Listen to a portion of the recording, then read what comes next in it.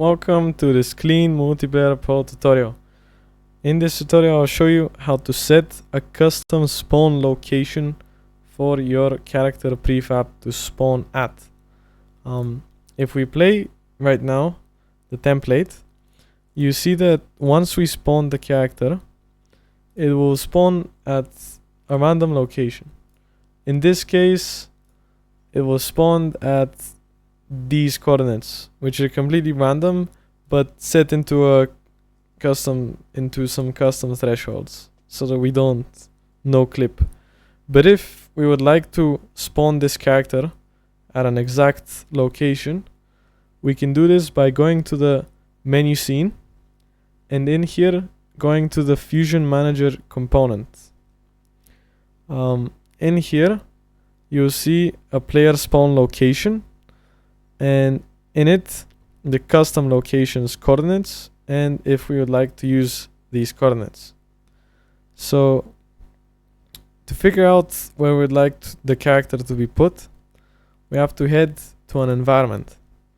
In this case it's the stock environment, but you can use your own environment, and I'll show you what the easiest process is to figure out the best location.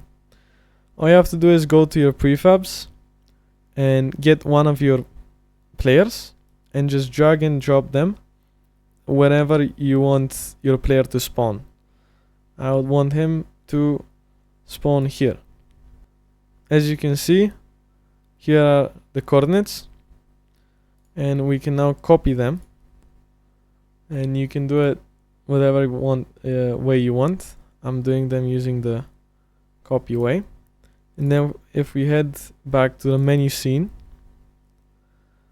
when we go to the Fusion Manager, here we can input them. I'm using the Windows clipboard to put all of them, and now I'll enable the use custom location. And now if we play the scene, you see that the character gets spawned at exactly the location which we specified.